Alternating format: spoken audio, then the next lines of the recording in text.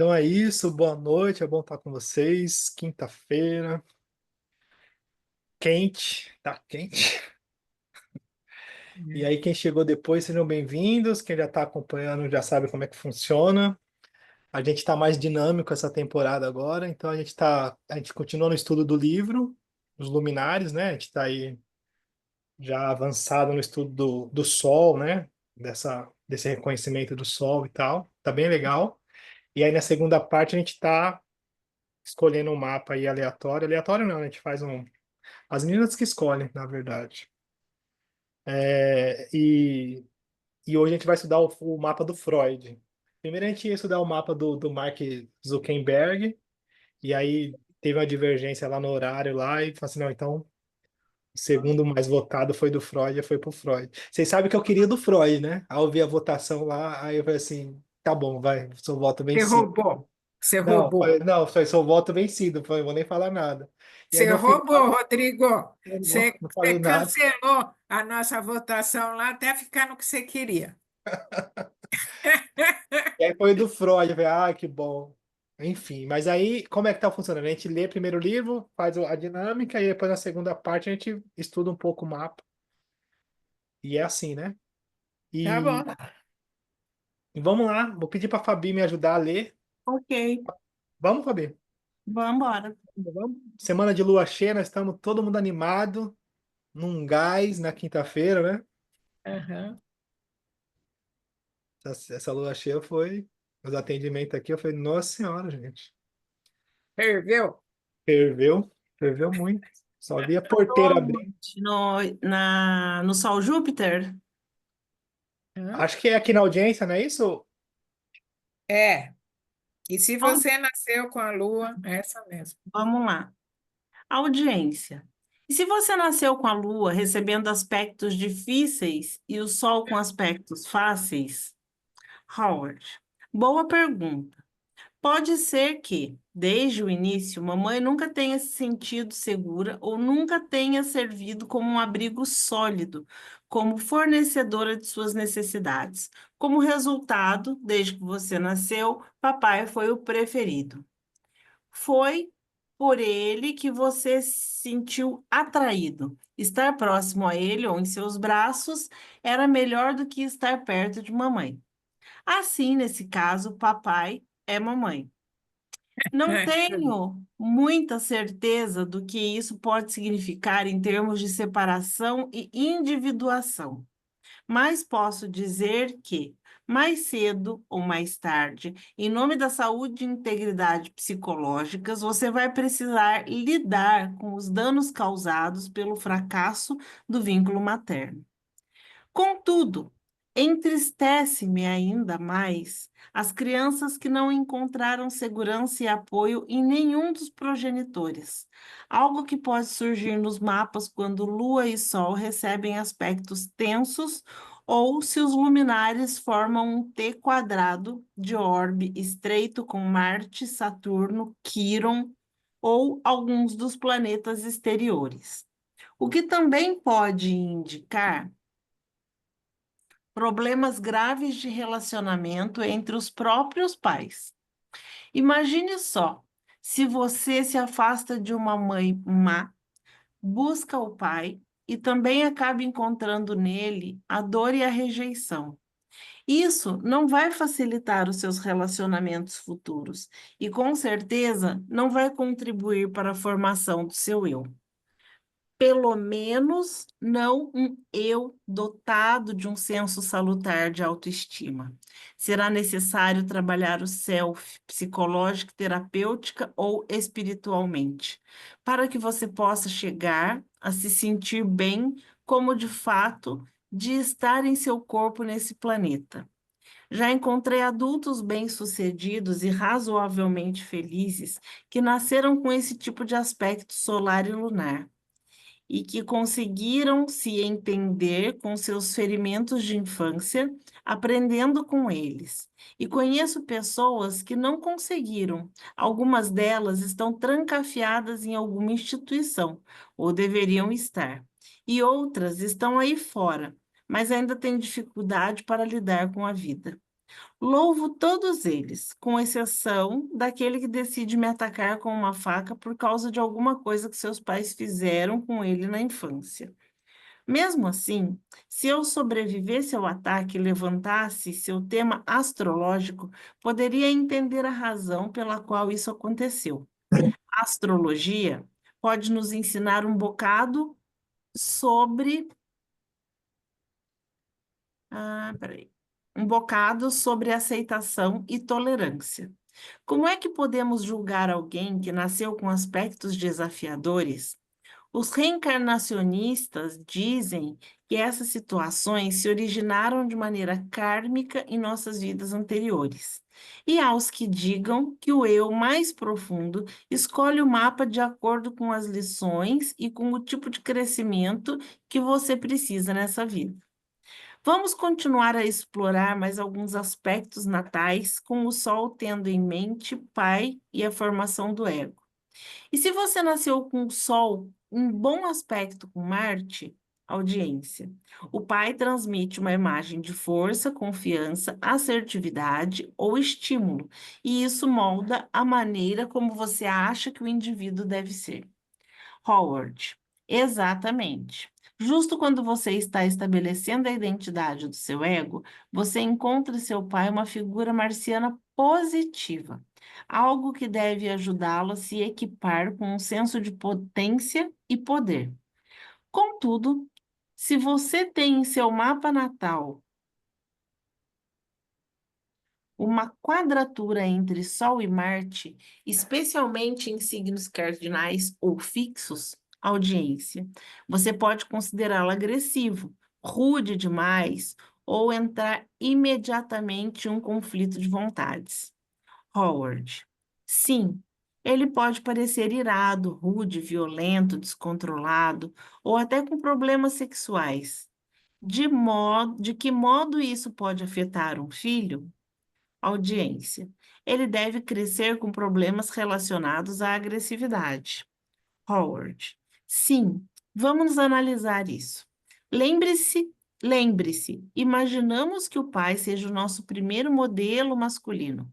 Um garoto que experimenta em seu pai a violência ou a agressividade repetidas vezes pode tranquilamente imaginar que essas qualidades é que definem um homem. A filha que tem um pai assim pode concluir que os homens são uns brutos. Você pode imaginar que isso pode causar quando ela for mais velha.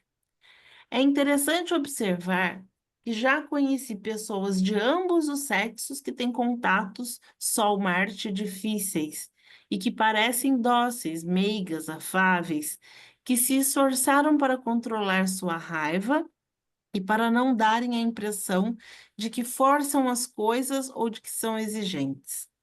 E como se elas tivessem sofrido com um pai abusivo ou tirânico e decidissem que nunca iriam ser como ele. No entanto, quando colocamos Marte em uma camisa de força pelo fato de só termos visto suas expressões negativas, deixamos de lado também o potencial de desenvolvimento das coisas positivas que Marte tem para oferecer, tais como o poder afirmar a sua identidade através da manifestação da sua vontade e de ir em busca daquilo que queremos no mundo. É como jogar fora o bebê junto com a água do banho. O pai é um modelo para o ânimos e podemos tanto adotar os modelos como rejeitá-los. Podemos idealizá-lo como um herói ou rotulá-lo como um vilão. De qualquer maneira, ele é a força que deve ser levada em conta, pois é a manifestação de algo que existe em seu interior, quer goste ou não. Acredito que a colocação por signo, casa e aspecto dos planetas pessoais em seu mapa mostra predisposições arquetípicas inatas, o tipo de imagens ou de expectativas com que você nasce, seja por que motivo for, e que influenciam aquilo que você experimenta com relação a diversas facetas da existência associadas ao Sol, à Lua, Mercúrio, Vênus e Marte. Assim, Se você veio com uma imagem negativa de ânimos, simbolizada pela quadratura entre Sol e Marte, isso reflete isso reflete algo em seu interior, que você pode projetar em seu pai. Seja ou não ele uma tela adequada. Talvez seu pai, se de fato não seja tão marcial, mas você está predisposto a notar ou a registrar o fato de ele estar agindo assim. Ou então algo na química ou no ritmo entre vocês ative um Marte negativo nele. Bem, pode ser que ele tenha mesmo esse jeito e isso se ajuste exatamente à sua imagem interior. Você pode ler mais a respeito dessas e de outras premissas básicas da astrologia psicológica no livro As 12 Casas e no capítulo As Etapas da Infância, o desenvolvimento da personalidade. Quer parar aqui, Fabi? Ok. Por favor. Oiê, para quem chegou depois. Enfim, Tatiana. Quem chegou depois? Tatiana, Fabiola. É, tem umas coisas que é muito maluca, né? Eu acompanho fazer uma fofoca aqui, fofoca rápida, mas que tem a ver com o tema, né? Eu acompanho algumas pessoas, né? E aí tem uma moça que eu acompanho, que ela também não tá aqui, não, ela tá, acho que é nos Estados Unidos. E aí eu acompanho ela astrologicamente e tal. E aí ela contou, falou assim, nossa, eu nunca desenvolvi tanto, né? Nunca tive uma percepção tão grande assim, depois que eu tô com você e tal. Quando eu tava com a minha terapeuta anterior, ela falando, né? Ela pedia, inclusive, para mim ser muito liberal com os meus filhos, e ela colocou de um jeito assim que eu tinha que ser muito libertária com os meus filhos, porque eles já tinham Saturno na casa 4, os dois filhos dela. Inclusive, ela falou uma coisa bizarra, assim, para ela ter intimidade na frente dos filhos, para mostrar para os filhos que é liberal. Que aí no olhar dela, para quebrar a rigidez saturnina. E aí eu ouvi aquilo, eu falei assim, nossa, mas que absurdo, gente. Eu falei, nossa senhora. Eu, falei, eu fiquei indignado, assim, dos absurdos que eu já ouvi. Esse foi o top 10 assim. Eu nunca tinha ouvido desse tipo, dessa qualidade, não. E aí eu fiquei interessado, assim, eu falei, eu quero entender. E aí, no dizer dela, a terapeuta dela era muito. Ah, tinha uma linha filosófica e tal, né? Enfim, revolucionária e aí libertária, assim, né? Contra o sistema, contra a religião, contra dogma, contra um monte de coisa. E aí estava ajudando ela a se libertar do matrix do sistema. O olhar da terapeuta dela era esse, né? E aí eu achei vários pontos assim que eu falei assim, nossa, gente, mas que absurdo, né? Eu fiquei pensando assim, e até me atrapalhou atender ela, que eu fiquei com aquilo, assim, demorou para me tirar aquilo da minha cabeça. Eu falei, nossa. Porque é o seguinte, assim, eu tenho as minhas crenças e as minhas práticas espirituais e tal. Só que quando eu estou atendendo alguém, eu estou à disposição dessa pessoa, do mapa astral dessa pessoa. Eu não estou aqui para catequizar. Cara, uma hora ou outra eu posso ajudar alguma coisa referente ao tema e tal, mas é muito pessoal, muito particular, né? Eu não estou aqui para doutrinar ninguém, nem para ensinar. Quem sou eu, né? Estou aqui para interpretar o mapa dentro do que eu estudei. Esse é um ponto, né? Então, eu acho já uma falta de um monte de coisa, assim. E aí o outro ponto é que, assim, pensando nesse contexto do que foi lido, né? Existe uma questão hereditária também astrológica.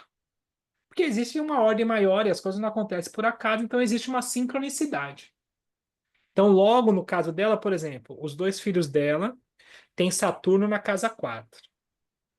Ela tem Marte em conjunção com Saturno e o marido dela tem a Lua em conjunção com Saturno. Logo, a gente vai entender que é uma família que tem como predominância o arquétipo saturnino. E é isso, gente. Não tem. É isso. É uma dinâmica familiar, é um aprendizado onde, de alguma forma, todos têm aquele arquétipo a ser aprendido. Entende? Então, é muito no sentido de respeitar e também no sentido de entender que, assim, mesmo esse Saturno, ele pode ser manifestado de forma mais contundente, mais áspera, né? Mais agressiva na família, como também ele pode ser um estruturador e ser uma família extremamente estruturada, com crescimento e com liberdade, partindo da consciência dos membros ali. Eu não consigo determinar entende assim, é muito pobre, porque eu tô dizendo assim, pela minha experiência, né? Tipo, não tem como, é isso. Tem Saturno ali, então você veio com essa condição, com esse aprendizado. Porque fica uma coisa meio surreal, né? Eu ouvi isso e falei assim, nossa, mas quanta doideira, né, gente? Não pode um negócio desse. E eu tô puxando esse assunto porque no livro, agora no trecho que a gente leu, é justamente isso, que ele está relacionando o aspecto do Sol com a sincronicidade da característica dos pais e da família. Então a gente vai entender que isso existe assim. Então, por um olhar da psicanálise, né? A gente vai lá e fala assim, tá, então na origem, quem tem um Sol em conjunção ou em um aspecto harmônico com Júpiter, tem uma criação, primeira, segunda, terceira infância, onde a família, o pai ou a mãe levou muita expansividade, muita alegria, muito crescimento, muita até passividade, aquela abertura, aquela criação dada à liberdade, isso de alguma forma registra e sincroniza, né, com o mapa astral da pessoa e qualquer outro arquétipo, qualquer outro planeta. E, enfim, o que vocês acham? Vocês estão entendendo? Como é que vocês veem? Uma de cada vez, por favor, que eu sei que. Tenho certeza, mas eu até ia pegar o mapa. As minhas duas filhas têm Saturno na 4. Ah, é? Eu tenho Sol Saturno, Lua Saturno. E nem por Então, isso nunca teve esse tipo de mentalidade obtusa aí. Muito pelo então, contrário. sobre isso. E existe várias, né, questões nesse sentido, que é um Agora, pouco. também depende dela ir numa. O que que ela foi lá? Numa psicóloga? Eu não entrei mais em detalhes. Eu falei, tá bom, vamos para frente, porque eu Ah, achei mas que. ela também devia escolher onde ela vai, porque, pelo visto, ali não é uma boa orientadora, certo? Mas tem muita Porque coisa aí, enfim. isso, se ela vai ou não fazer, dá ou não liberdade, é o problema da família. O marido e ela resolver o que que vão educar, como vão educar, não é? Sim. Mas Mas isso o, independe. o lance também é que, assim, nesse caso de Saturno, né? Só para a gente entender, também tem Sim. uma relação de culpa. Então, o que eu estou dizendo é que, assim, claro, a gente vai olhar por vários viés, né? Então, tem a questão Uhum. familiar, a questão de criação e tal, mas na prática, sendo mais direto, é uma ordem também de compreensão psicológica. Então, a pessoa que tem Saturno, ela compreende a vida de uma forma mais rígida, com mais Uhum. peso, com mais necessidade de responsabilidade, com mais austeridade. É o jeito que a psique dela absorve e entende. E aí, o que eu estou dizendo é que, assim, uma pessoa dessa também ela não vai conseguir ser uma pessoa liberal, porque não é da natureza dela. Certo. Acabar com tudo, romper com tudo e de repente. Não, ela não vai conseguir. E aí, quando a Uhum. gente entra nesse lugar, fala assim, não, você tem que fazer isso para você conseguir. E aí, o que que acontece? A pessoa fica presa na culpa, porque o Saturno também traz uma questão de culpa. Então, a pessoa se sente não capaz de alcançar aquilo e fica Uhum. presa na culpa de ser insuficiente, e isso gera uma prisão. Porque, gente, a maior parte das prisões que a gente vive é a culpa. A culpa, o senso de pecado, culpa. Então, é essa questão também saturnina, desse peso da realidade. Entende? São Então, prisões psicológicas mesmo, é, emocionais, é verdade. essas questões, né? Então, às vezes a pessoa ela não consegue ter esse reconhecimento, né? Se acha culpada, acha que é insuficiente, Entendo. enfim. Né? Então, de repente, quem tem um conhecimento acaba exercendo um certo poder, né? Se a pessoa for maliciosa. É verdade. A Miriam chegou, quem mais chegou? A Silvana chegou. A Silvana tá. Não vou nem falar onde ela tá, não vou nem causar inveja. A cara dela que tá sofrendo. A cara de quem sofre. Essa é a cara Gente, de quem sofre, gente. ô, gente, acabei de sair do mar agora mesmo, Olha lá, tá gente. até Ah, rouca, gente. fica quieta, vai, Silvana, vai pôr fogo aonde? Nos outros. Ô, o Rô tá no mar aí antes de mim e fica falando. Aham. Mas é que é o local que está É, causando. é Não, fora que verdade. na Bahia a água é quente, né? É quentinha, uma delícia, Rodrigo, Aqui a água é deliciosa. gelada. Ó, na hora que eu tiver a casa aqui, vocês vêm, tá, gente? Vocês Ah, vão vir, vamos. tá? Enfim, a Miriam chegou por aí também. Alguém tem alguma dúvida sobre o que foi lido e sobre isso que eu trouxe aqui? Só pra gente. Alguém quer falar alguma coisa? Não? Uma de cada vez, por favor. Dúvida, dúvida, dúvida, não. Sem dúvidas. Vamos ler mais um trecho? É isso? Vamos. Então vamos. Vamos, vamos, vamos, vamos. Aqui, ó. Vamos prosseguir com mais alguns aspectos solares. Como poderíamos definir um ângulo tenso entre Sol e Plutão em termos da influência do Pai na formação do ego? Audiência. Daria a impressão de ameaça e perigo? Howard. Sim, poderia muito bem se manifestar assim. Um contato difícil entre Sol e Plutão poderia dar origem a uma série de problemas em torno do Pai. Antes de mais nada, Plutão é o deus do mundo subterrâneo, o qual, como todos sabem, equivale ao inconsciente no jargão psicológico. Portanto, você não pode entendê-lo apenas pela aparência. Não importa o que ele diga ou faça exteriormente, ou como se pareça, é provável que você seja mais sensível àquilo que está ocultando.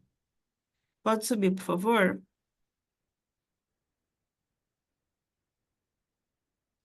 O que acontece depois O que acontece depois depende da natureza das emoções ou impulsos imersos em seu inconsciente. Talvez ele dê a impressão de satisfação ou de felicidade, mas esteja deprimido por dentro. Você vai registrar a depressão, não a fachada. Se ele parece agir de modo amável ou gentil com você, mas por dentro se sente zangado ou explosivo por causa de algum problema no trabalho ou no seu relacionamento conjugal, você irá registrar seus sentimentos destrutivos, ameaçadores, não necessariamente de modo consciente ou mental, mas por meio de vibrações interiores que vão afetá-lo ou mexer com o seu estômago quando você estiver perto dele. Tal como certos animais, você possui um olfato aguçado que lhe permite pressentir o que está no ar, captar aquilo que não fica imediatamente visível ou aparente.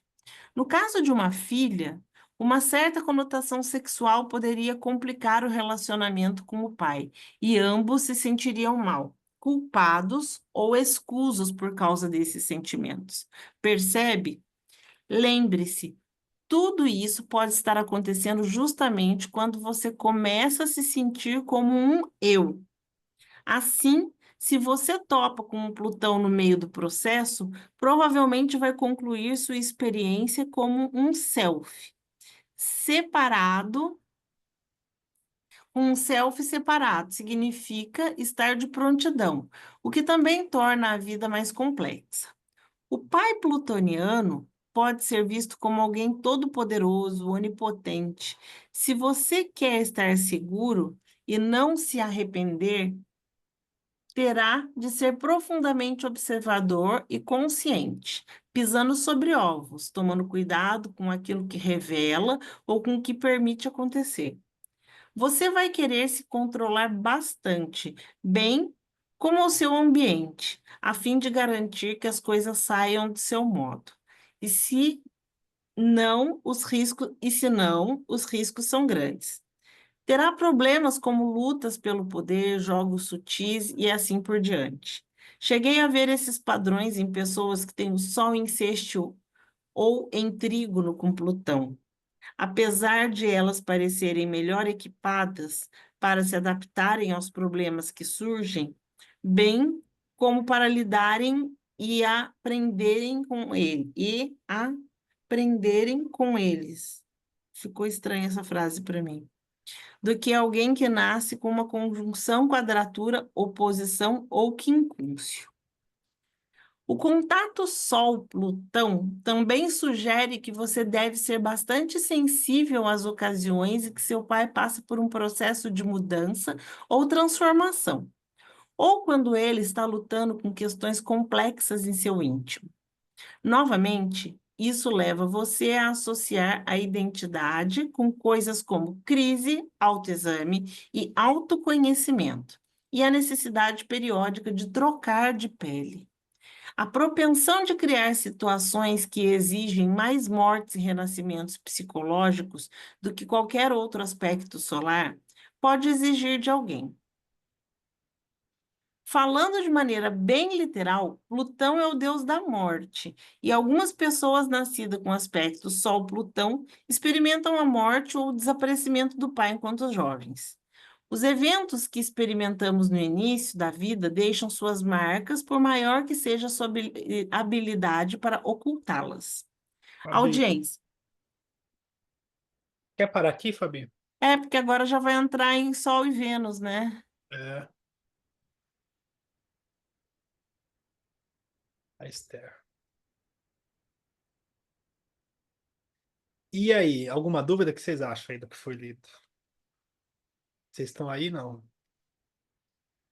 Cadê esse povo, gente? Olha, eu li, mas assim, precisaria ler de novo. Minha capacidade de síntese não alcançou aí, não. A Esther tá por aí. O que eu achei Acabei de legal chegar. Oi, Esther, Boa noite. Tudo bom? bem? O que eu achei legal do texto é uma coisa que é legal enfatizar, né? Que, por exemplo, quando a pessoa tem um aspecto, ela tende a absorver aquela impressão, aquela memória. Então, por exemplo, a pessoa tem. E aí isso a gente consegue perceber também nos filhos, né? Então, os pais são os mesmos. E aí, um filho tem o Sol com Saturno, outro filho tem o Sol com Júpiter. E aí, o com Sol com Saturno, ele vai memorizar ou vai absorver as questões saturninas. E o outro com Júpiter, ele vai acabar absorvendo as questões jupiterianas. E são os mesmos pais, e na teoria, claro que muda um pouco, né? Mas na teoria, o mesmo tratamento. Então, é sobre isso, assim, fala assim, ah, tá, então é muito mais sobre a nossa predisposição em absorver, porque a gente tem aquilo, e aí pelo olhar astrológico a gente tem isso no nosso mapa astral, então a gente absorve isso com mais facilidade, do que, porque tem aquela coisa assim, ah, outro dia eu atendi uma menina, aí, e ela terminou assim, ah, sempre quando é a primeira vez a pessoa fica um pouco meio, né, fala, nossa, como que você sabe tudo isso, né, tem essas coisas assim, né? E ela falou assim, nossa, então a culpa não é da minha mãe? Porque ela fazendo terapia e tal, ela chegou à conclusão, não sei, né? Que era a mãe dela, né? Porque é isso, né? Chega um lugar que tudo é a mãe, né? Tudo é a mãe, tudo é os pais, né? Tem essa coisa. E aí ela falou assim, então não é culpa da minha mãe? Eu falei, não, gente. Não, não é culpa da sua mãe. Porque existe uma ordem maior, então cada um tem as suas questões para ser vividas, assim, as coisas não acontecem aleatoriamente, né? Porque fica muito simplório, né? Culpar a mãe, é muito fácil também, né? Culpar a mãe, culpar o pai, falar, ah, a culpa é da minha mãe, né? E tem uma outra questão, enquanto a gente não. Eu aprendi isso depois, na minha vida pessoal. Enquanto a gente não reconhecer os nossos ancestrais, os nossos pais, e ressignificar a relação com eles, e a partir disso a gente conseguir ressignificar a nossa vida, a gente continua preso nesse empobrecimento, né? E Pode assumir falar. as próprias responsabilidades. É, Isso é e a assumir. pior, porque é difícil assumir as próprias responsabilidades. E o mapa, eu acho que é que nem um filtro que vai passando assim, você vai passando Plutão, você vai descendo, descendo, você vai pegando as quantias de coisa. E depois aquilo lá tudo é teu. O que você vai julgar que os outros é que têm culpa é que você não entende o que que aquilo, a porcentagem do que aquilo é teu. É Não é isso. isso? É isso. Você sabe que eu falo disso de vez em quando aqui. Nesse meu processo, né, de entender algumas coisas, eu precisei aprender a separar. Falar assim, tá. Então, o que é do outro é responsabilidade do outro. Mesmo que seja comigo diretamente, eu tenho que me responsabilizar só pela minha parte. E aí eu comecei a entender as relações como uma oportunidade de autoconhecimento, né? Porque eu falei assim, tá, então se me pega, se eu fico puto, se me pega, é porque tem alguma coisa em mim que, que eu não entendi ainda. Aí bora descobrir. Então, cada relação é uma oportunidade para eu aprender algo sobre mim que eu não sei. Então, se me pegou, se eu fiquei puto, se então alguma coisa tem. Porque se não tivesse nada, eu não ia ficar tão mexido assim, né? Então, eu fui aprendendo, falei assim, tá, engole o choro, engole, o que que você tem que aprender com isso? Né? Porque aí a gente quer ser vítima, né? Mais fácil, né? Mas vítima é. Enfim. E mais alguma dúvida, não? O que que vocês acham? Me ajuda aí, gente. Cadê vocês? Tá todo mundo de E câmera com fechada? esse ascendente em peixes, então, né? Para achar a vítima fica bem fácil. Ah, gente, você sabe que quando não tinha mais ninguém para me achar vítima de fora, eu fui achar Deus como, O como seu carrasco, né? É, é o falei, ah, é o carrasco. destino, Deus tá me punindo. Subterfúgio, como subterfúgio. É, tinha um negócio, falei, ah, então Deus tá me punindo agora. Falei, Deus não tá do meu lado e tal. Falei, nossa. Exatamente. Enfim, mais alguma dúvida, não? O que vocês acham? Eu queria aproveitar que vocês estão todas aí. Vocês podem abrir a câmera só me tirar um print da tela com o rostinho de vocês, porque eu sou desse que eu gosto de registrar esses momentos que a gente está junto.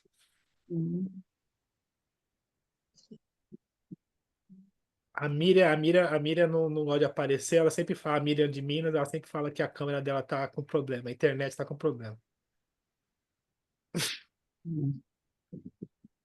Esse calor aqui, eu estou com muita vontade.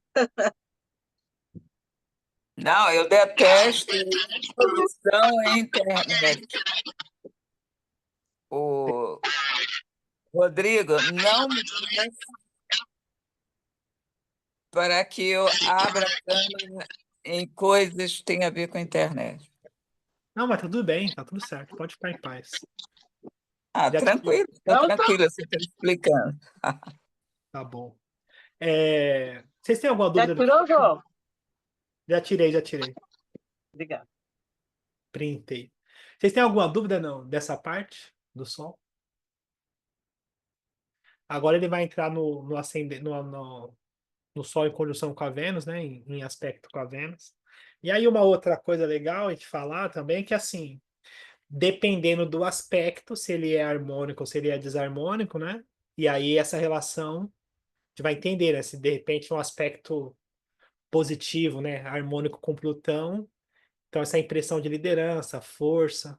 E aí se for um aspecto mais desafiador, o medo, né? Insegurança, né? Controle e tal, nesse sentido, né? Não vem Dúvidas pra não? O cá que tá calor. que é, Não Evelyn? vem. Que foi, Evelyn? Haha. A internet está caindo toda hora aqui, está assim desde ontem. Eu não estou conseguindo assistir direitinho. A Entendi. cabeça já não funciona direito. Aí a internet dá esses pau, fica pior.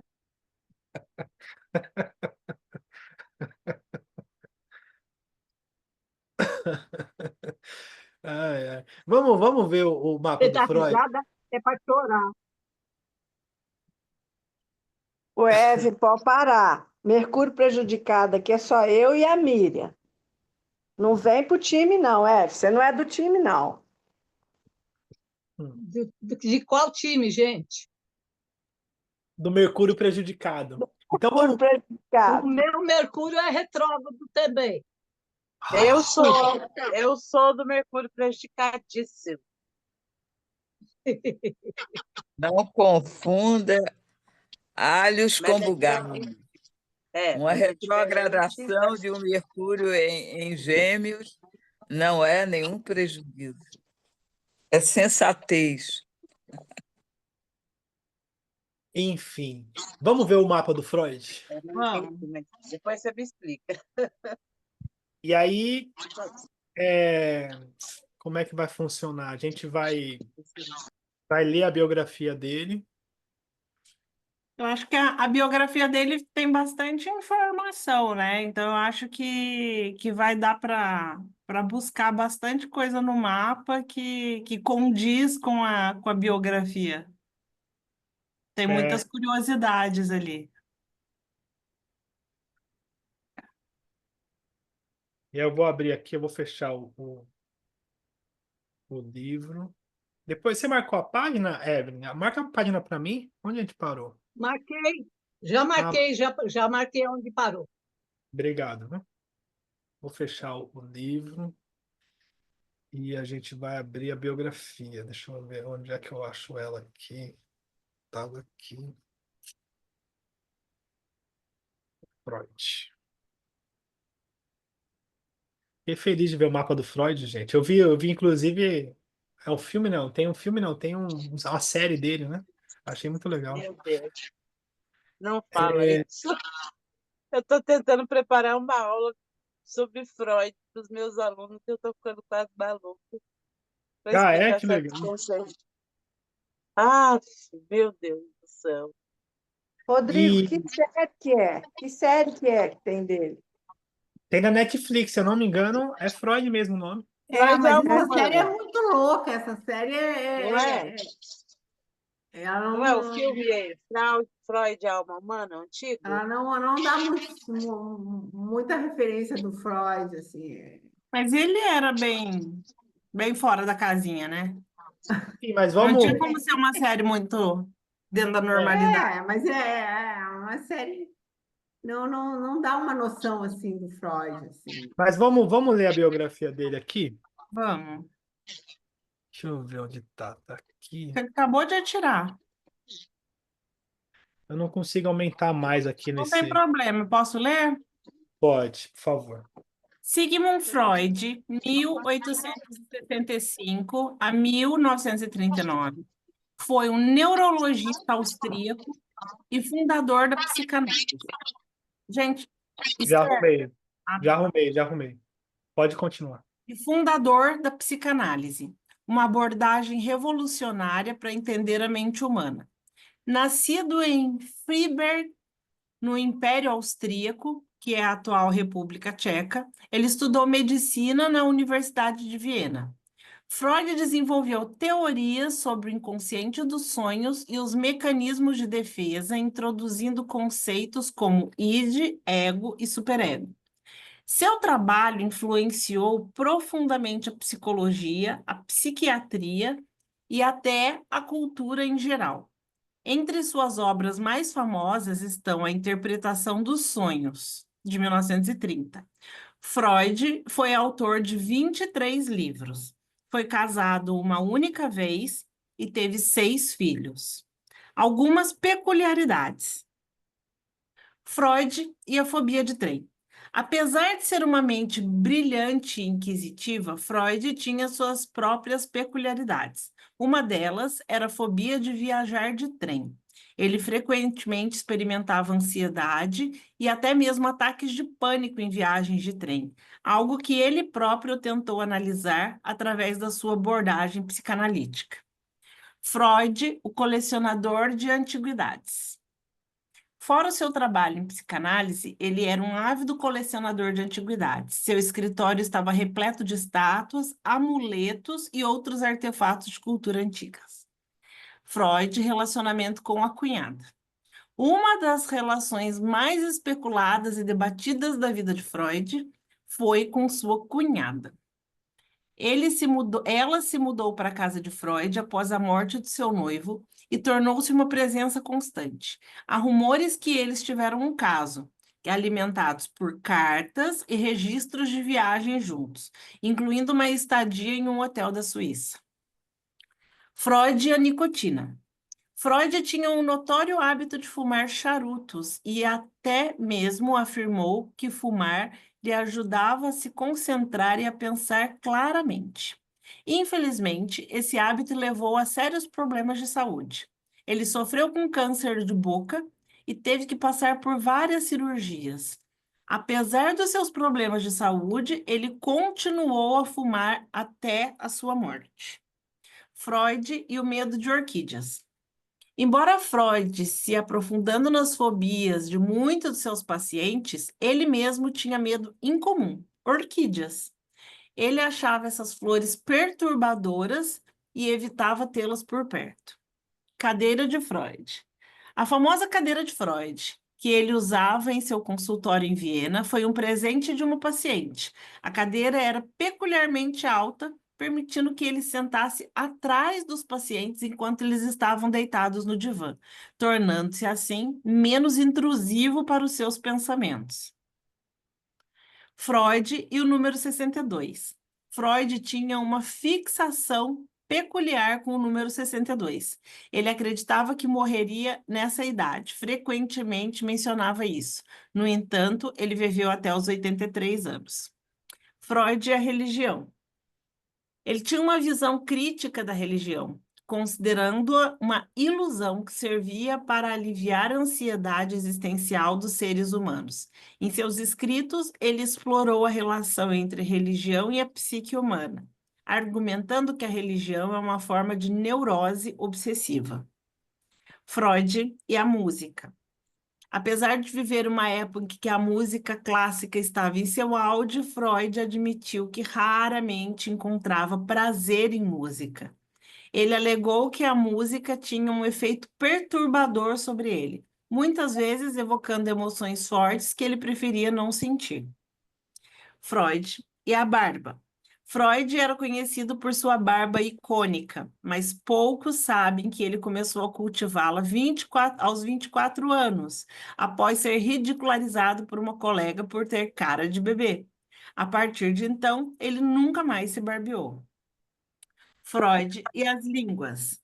Freud era poliglota, era fluente em alemão, francês, inglês, italiano, espanhol, tinha um conhecimento básico do latim grego antigo, e latim e grego antigo.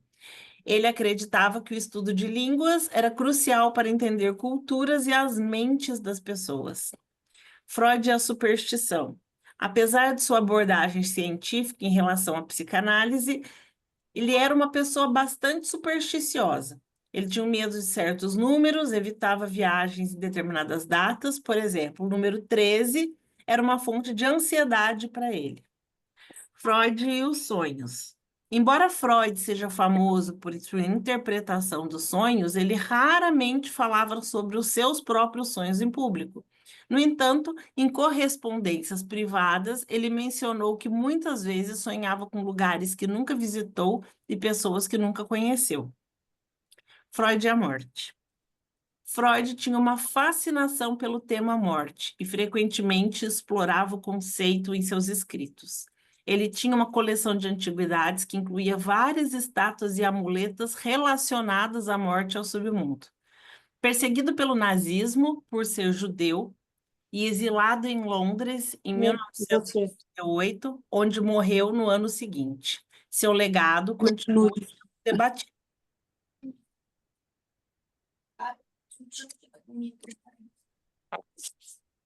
Enfim, bastante coisa, né? É legal porque ele, por ser psicanalista, né, e ter essa questão, tem bastante Posso bastante perguntar material, né? qual era a fonte, da onde tu tirou isso aí? Desculpa, não ouvi. Oi? Qual a fonte dessa bibliografia que foi Eu pega? fiz um. Peraí, eu peguei uma parte na Wikipedia e a outra parte eu peguei num site que falava sobre vários psicanalistas. Eu não tenho o nome dele aqui, mas eu posso Ah, olhar no meu tá. Não, só para saber, porque às vezes a vida dele era tão controversa, tão cheia de coisas. Estudei muito Freud, por isso que eu estou me metendo aí. Mas que tudo tem que ser relevado, assim, né? Porque esses conceitos aí muito taxativos, assim, Enfim, ele era vamos uma dar uma pessoa muito olhada controversa. Hã? vamos dar uma olhada no mapa dele. Tá. Eu vou compartilhar o mapa dele aqui, é só para vocês saberem. eu tenho um roteirinho que é para mim me ajudar também. Então, eu vou analisar o mapa, né? Se ele é diurno ou noturno, posição do Sol. Depois eu vou analisar o ponto de realização, né? O Sol propriamente dito, a casa que está. Depois a casa 10, porque a gente está falando de uma figura pública, então a casa 10 como realização, né? Como pessoa que chegou, né? Nesse lugar de se realizar também profissionalmente. A casa 5, a expressão do eu. Aí depois, por fim, o ascendente, os aspectos. E aí, por fim, a lua e os aspectos da lua, a casa em si, tá? Só para dar o norte, porque senão eu posso ficar no mapa muito tempo analisando ele. Então, só para dar o norte, senão fica muito aberto. E aí, eu vou abrir aqui o mapa astral dele. Rodrigo, Pode falar. só para responder a nossa colega ali, para ficar registrado na aula também, eu peguei exatamente essas informações que falam sobre o Freud e as fobias no site da ABRAFP, que é a Associação Brasileira de Filosofia e Psicanálise. É abrafp.org. Tá bom. Obrigada. Por nada. E aqui tá o mapa do Freud, né? Chegou aí para vocês? Não. Deixa eu abrir de Não, novo. agora foi. Esse é o mapa do Freud. 6 de maio de 1856, às 18h30. E aí tem uma curiosidade que não tem a ver diretamente com o mapa do Freud, mas é legal assim, a gente pensar. O século XIX foi um marco assim também de virada, no sentido da gente conseguir alcançar uma consciência maior do inconsciente. O Freud, ele puxou essa questão, né, porque antigamente não tinha muito sim, esse olhar, né? Era mais cru, assim, a gente era mais maturo nesse sentido. E uma coisa também curiosa, que nesse mesmo período, assim, não diretamente ligado, mas sincronicamente, também a astrologia começava ali com o Danny Rudger, e depois a Linz Green e tal. A Linz Green veio depois, mas o Danny Rudger começava a ter um olhar mais para o inconsciente também, para essas questões mais subjetivas, para uma questão mais também de uma astrologia mais humanista, né? Então no século XIX marca um período de virada onde a gente, enquanto humanidade, começa a compreender um pouquinho mais as dimensões do ser. Então começa a abrir o leque, entender que existe mais coisas, né? E aí as dimensões dos sonhos e tal, e depois, enfim, aí tem todo um contexto, né? Veio Jung, veio outras pessoas, mas é a partir do século XIX onde a gente abre os olhos para muitas questões, assim, nesse sentido humano, né? E o Freud foi o primeiro, né? Nesse sentido. Mas, curiosidade. E aí, sobre seu mapa diurno, né? Ou noturno, então, o Sol de casa 7, né? Aqui. Então, é um sol diurno, né? Bem ali na passagem ali da casa 7, né? E se a gente for pensar também, a casa 7 é a casa relacionada ao outro, né? A percepção do outro, as trocas, né? Ao relacionar-se em si. Então, tem essa primeira curiosidade aí. O signo de touro. Então, o signo de touro tem uma questão assim da rigidez, da sensibilidade, do toque, dessa questão bem pragmática, né? Ligado às coisas concretas, ligado à terra, ligado à questão da matéria propriamente dita, nesse sentido. Achei bem peculiar, né, que na biografia me pareceu assim uma visão bem cética, pragmática, né, até com algumas manias assim peculiares, né? Achei bem legal assim. Isso naturalmente, o Sol ali no signo de Touro representa um pouco isso. E aí sobre os aspectos, o Freud ele tinha o Sol em conjunção com Urano aqui, né? É um aspecto que está se dissolvendo, mas está em conjunção ainda, a diferença de 4 graus. E, naturalmente, Urano, ele representa alguém que quebra os padrões, alguém que surpreende, alguém que traz uma inovação e tem um senso de criatividade e também um senso libertário e revolucionário. Essa é a marca de Urano, né? Então, naturalmente, esse Sol em conjunção com Urano fala muito sobre isso, né? Como ele foi uma pessoa que quebrou os paradigmas e trouxe uma nova visão para o mundo, né? Até hoje ele é lembrado e vai ser lembrado por muito tempo. Então, essa é uma marca também de Urano. E uma outra condição, por esse olhar da astrologia, é o Sol fazendo ainda falando do Sol, né? Fazendo um aspecto com Netuno, de casa 5 aqui. E o Netuno, ele traz uma conotação para o Sol de sensibilidade, de percepção, de intuição.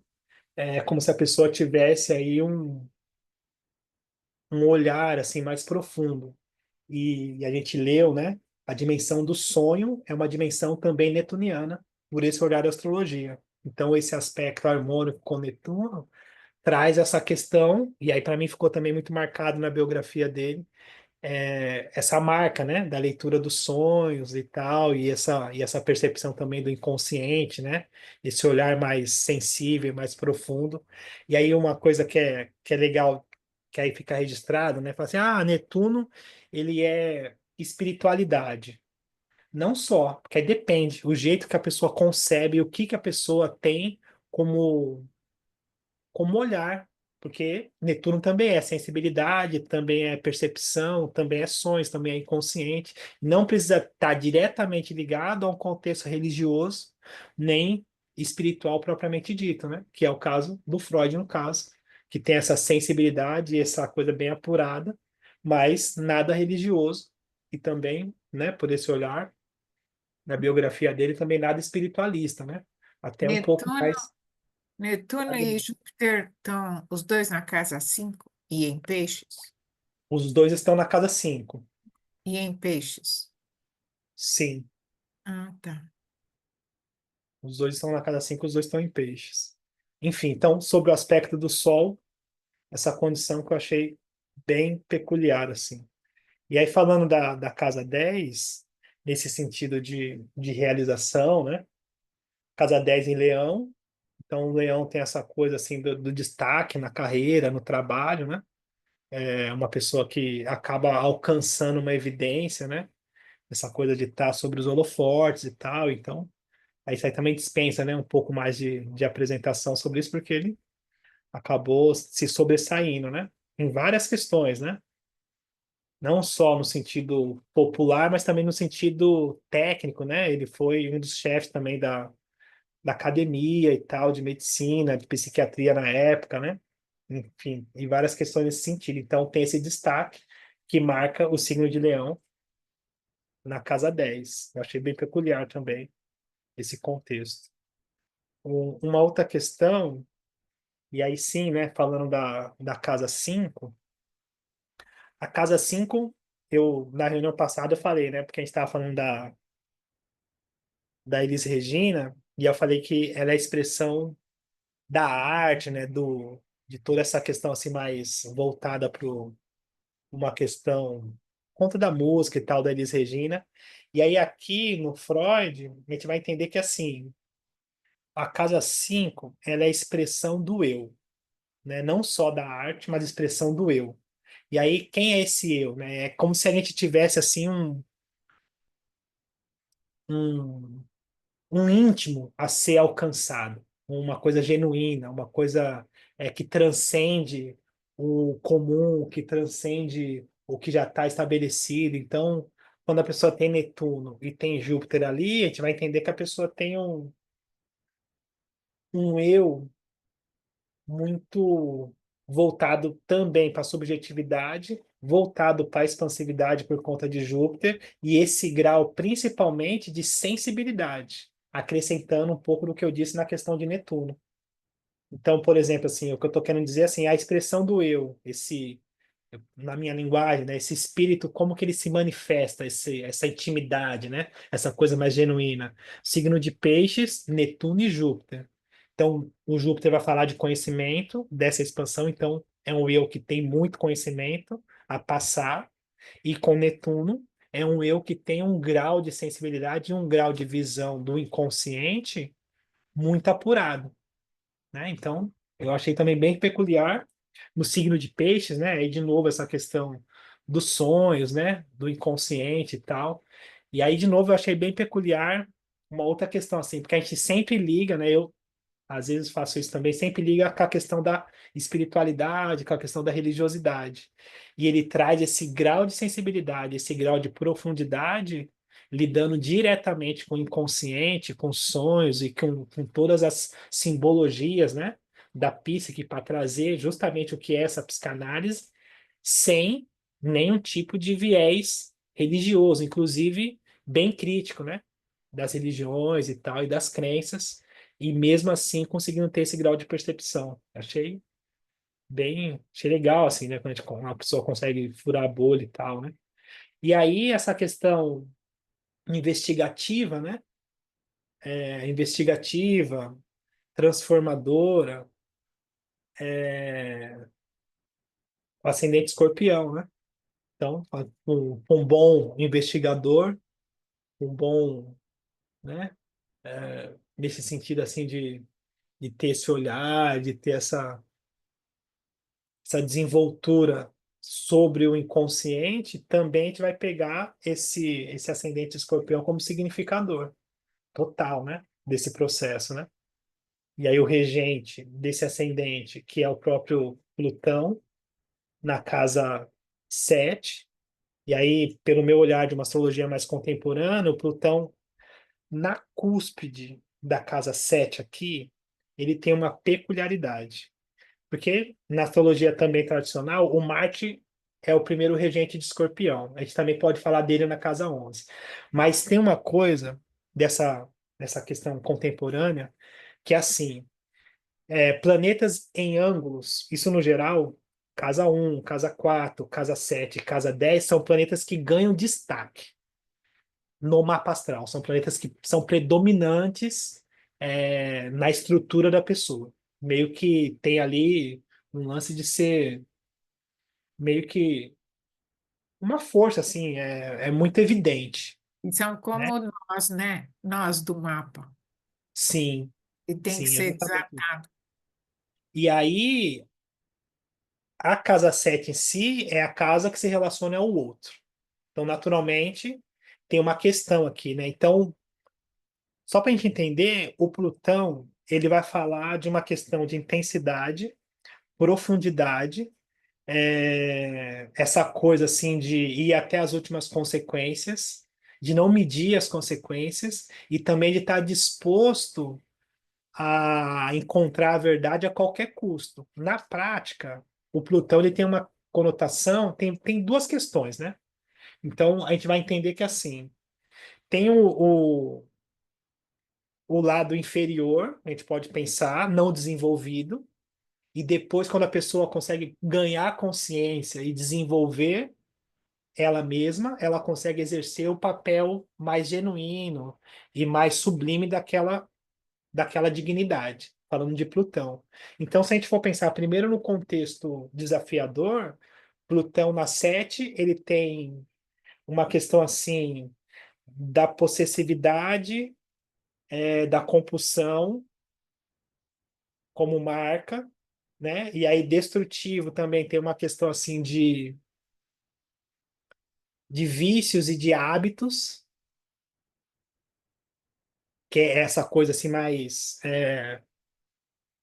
neurótica, né? A gente pode pensar Plutão na casa 7 e depois um contexto mais sublime, né? Numa elevação, a pessoa, de alguma forma, ela acaba se conhecendo e se tornando uma pessoa que leva essa transformação para as pessoas. Então, Plutão na casa 7 vai dizer que é uma pessoa que, na prática, ela é extremamente transformadora e investigativa, acrescentando a mesma interpretação do ascendente escorpião.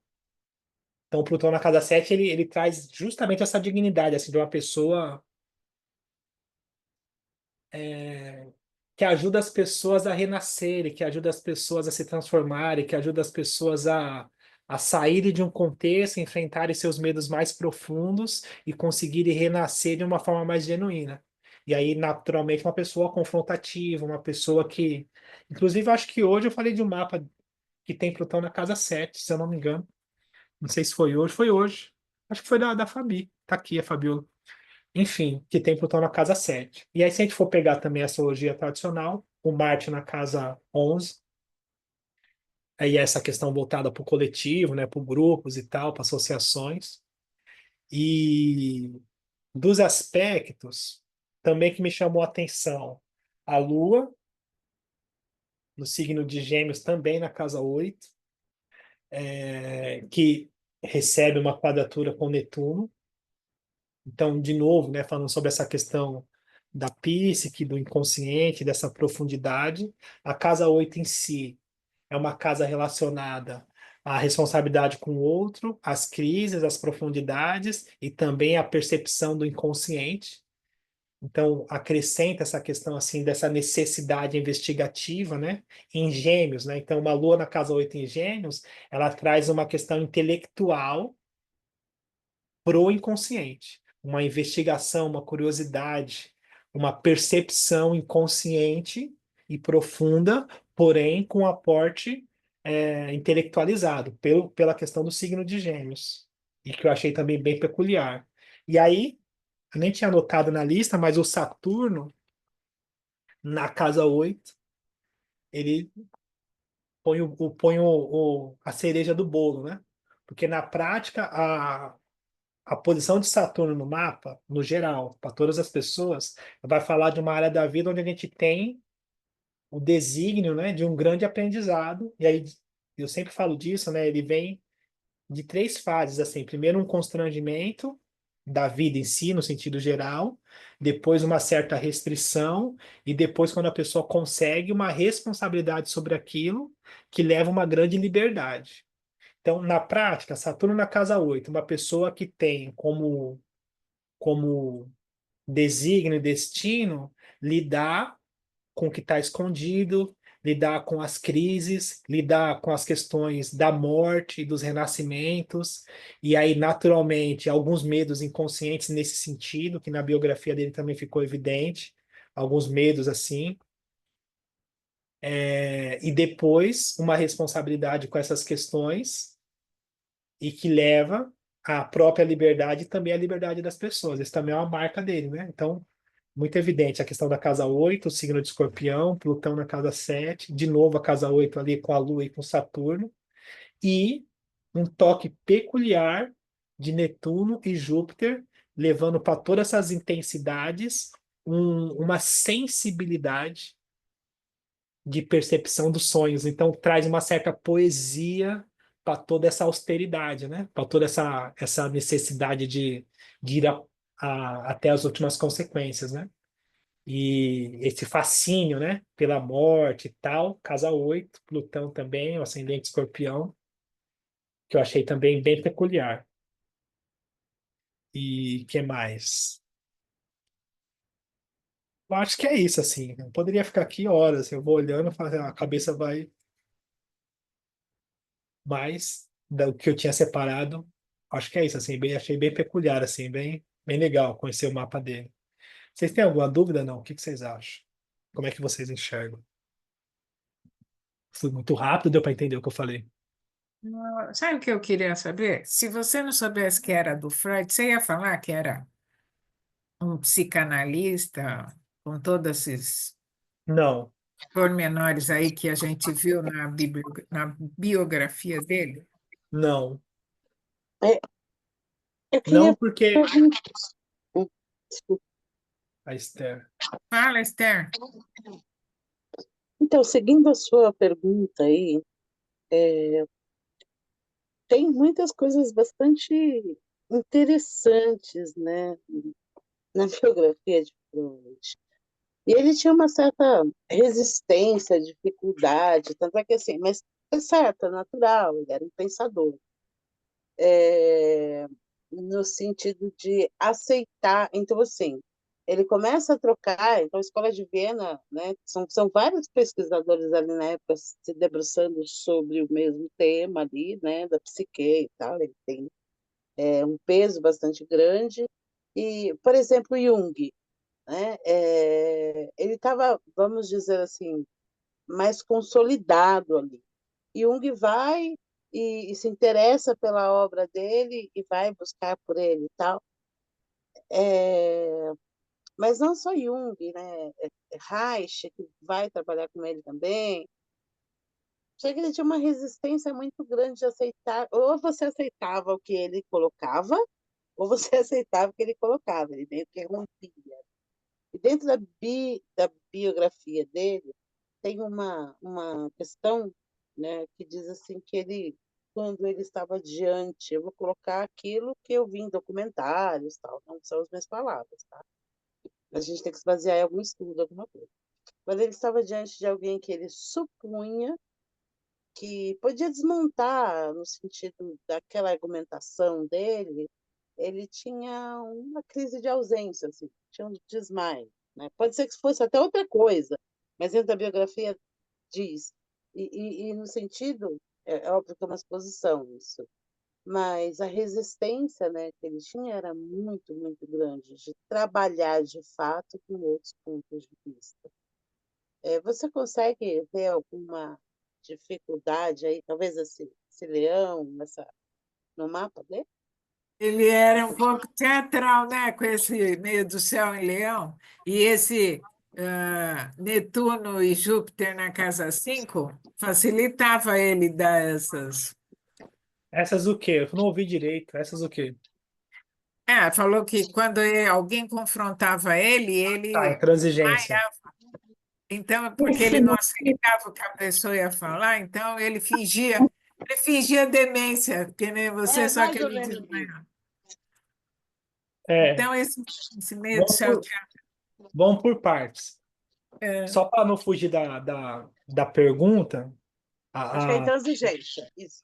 a Alba perguntou, né? Falou assim, tá, você, se não fosse, se você não soubesse do que é o mapa, você leria dessa forma? Não. Porque é isso, assim. Então, antigamente tinha essa condição, assim, senta aí que eu vou falar do seu mapa astral e eu sei mais de você do que você mesmo. E o que eu entendo hoje é que o mapa astral ele é uma bússola, sim, mas é uma troca, é um veículo de troca. Então eu preciso da pessoa me entender como que esse mapa funciona, porque o mesmo mapa ele pode funcionar de várias formas, porque a gente está falando de um arquétipo. Então, por exemplo, um arquétipo de casa 7 pode ser relacionamento, pode ser casamento, pode ser parcerias, pode ser responsabilidade com o outro, pode ser várias questões. E é, por exemplo, casa 8 e que nem eu falei do lance da sensibilidade, pode ser uma pessoa que lida com o ocultismo, pode ser uma pessoa que lida com religiosidade, pode ser uma pessoa que lida com espiritualidade, pode ser uma pessoa que lida com o autoconhecimento, ou pode ser uma pessoa que arrisca a morte e vive seus vícios, também casa 8. Então, quer dizer, eu tenho muita coisa dentro de um mesmo arquétipo.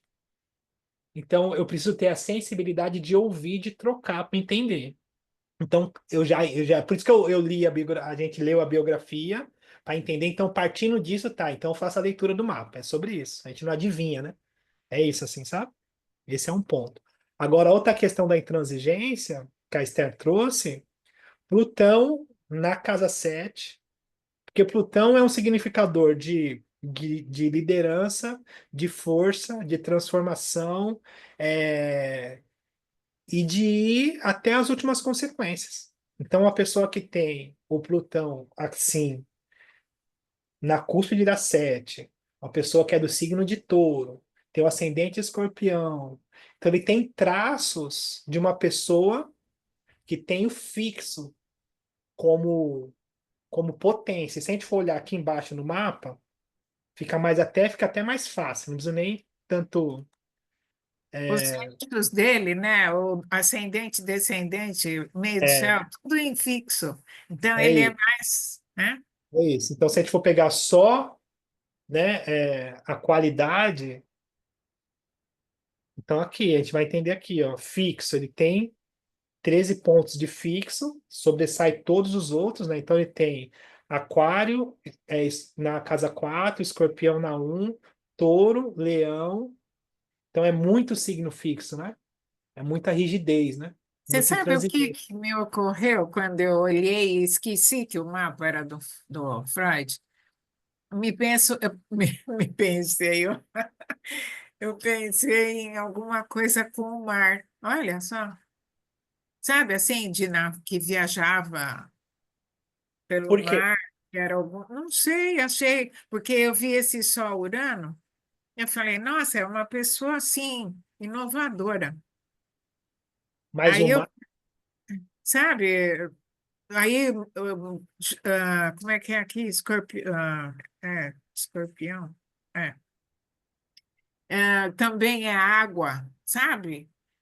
Então pensei, não sei por que esse Netuno com esse Júpiter de casa 5 era uma coisa que dava prazer para ele mexer com esse elemento.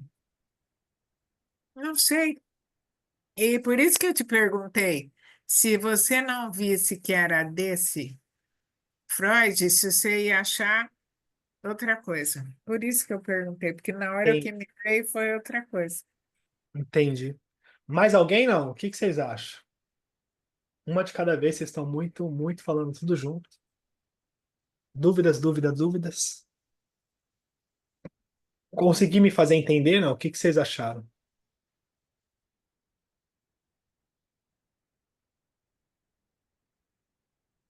Ninguém tem dúvida? Cadê a Marilene, que estudou bastante o Freud?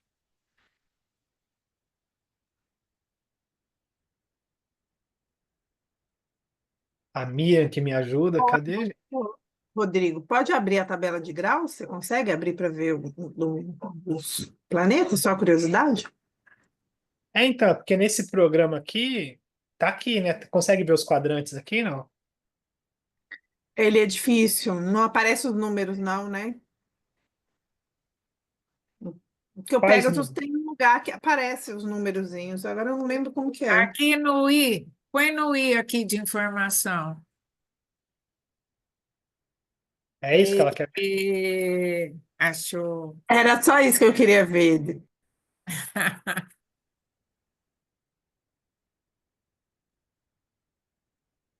Enfim, cadê a Miriam? Tá por aqui a Miriam, não? A outra Miriam? Oi, estou aqui. O que que você acha, Miriam? Me ajuda aí, gente. Olha, eu fiquei olhando esse mapa e vendo alguém que, independente, eu gostei da pergunta da Alba. Se eu não soubesse o que é que ele faz, eu pensaria em alguém profundamente ligado nas relações e no outro. Alguém muito preocupado e atento com o outro, por conta dessa casa 7. E quanto a essa história de ser inseguro em relação aos outros também, né, ao que os seus pares diziam, eu olho o regente do ascendente muito mal aí nessa história, né, em Libra. E também a tensão que existe entre o legado dele, Casa 5, um legado poderoso, vamos aqui respeitar, né, e a Lua, né? Então ele provavelmente deveria sentir alguém que tem uma insegurança emocional quando alguém toca nesse legado, porque Júpiter e a Lua estão aí em tensão. Isso dá para ver no mapa, né? Agora, se é um psicólogo, se é um doido, né? Alguém que saía por aí matando, ou procurando as entranhas de alguém, dá para ver, é muito preocupado com as relações, né? Bem interessante isso. Acho que é o que eu diria aqui. Legal. Mais alguém, não? Alguma dúvida? Silvana, me ajuda, Silvana. Carmen. Oi, queria, pensando aqui numa coisa, a partir do que a Alba falou, né, das águas, fiquei pensando, né, como ele é um psicanalista, né, ele não, né, não deixa de trabalhar com essas águas, né, as águas das emoções, das profundezas da alma e tal, né, fiquei pensando nessa relação, e também me chamou a atenção também dessa casa 7 e essa questão plutoniana aí forte, né, uraniana e tal.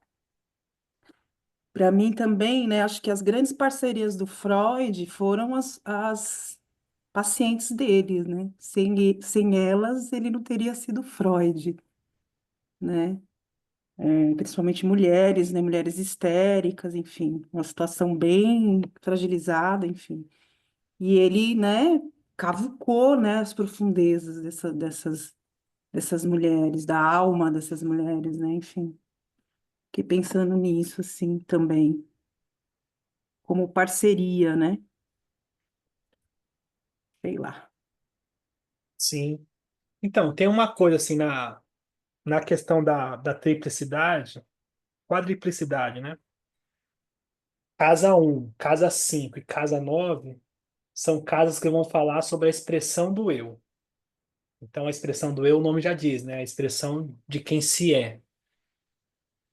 dessa essa potência, né? De como eu me manifesto, então, como eu me apresento, o que para mim é importante, quais são as minhas crenças e meus valores, né? E ele tem essas três casas no signo de água, e na casa 5 naturalmente, né? Tem o Netuno e o Júpiter, né? Mas eu não ligaria diretamente. A Alba falou isso, né? Eu não ligaria diretamente ao mar físico, né? Mar físico, praia, né? Eu ligaria, quando eu penso em águas, nesse sentido humano, eu penso na dimensão emocional, na dimensão espiritual, na dimensão nesse sentido, né? Terapêutico ou psicológico, ou problemas nesse contexto também, né? Da pessoa ter esse grau de sensibilidade, né? Enfim. Mas o que eu achei bem peculiar mesmo, assim, que eu me surpreendi, foi ele ter esse grau de sensibilidade, esse grau de profundidade, e ele conseguir, sem apoio, né, levar isso para um lugar investigativo e abortar com a tradição, com a religião, com qualquer tipo de contexto nesse sentido, mesmo com esse grau de sensibilidade que ele tem. E ele foi pioneiro em trazer uma nova abordagem nessa leitura dos sonhos, nessa leitura justamente desse inconsciente, dessa sensibilidade, sem passar por nada espiritual ou religioso, né? Que também estava muito forte na época, né? Século XIX, né? Enfim. Mas acho que isso Mas aí tem também uma. tem a ver com esse É, Sol Urano aqui, tem né? um- eu acho que Sim. tem uma questão aí, que eu acho muito importante, que é o sentido filosófico, porque ele vai se debruçar na filosofia, aí, assim, a gente tem toda a tradição, então ele vai estudar os filósofos, isso foi o que deu base para ele fazer essa correlação ali dos mitos com essas questões, né? Então ele fez essas correlações. Então ele não ficou só na questão ali da medicina, da cirurgia. Isso realmente é incrível, né? E ele criou conceitos. Então eu vejo Freud assim como essa questão de conceitual, isso é filosófico. Ele tinha essa veia, essa questão ali mesmo, né? Entendi. Porque faz essa associação. Então, eu acho que isso também é bem interessante a gente ter esse olhar. Entendi. Pode falar, Miriam. Eu acho que a moça que tem uma relação assim de estudo com Freud já saiu. Aí eu vou jogar a pergunta aí para Esther.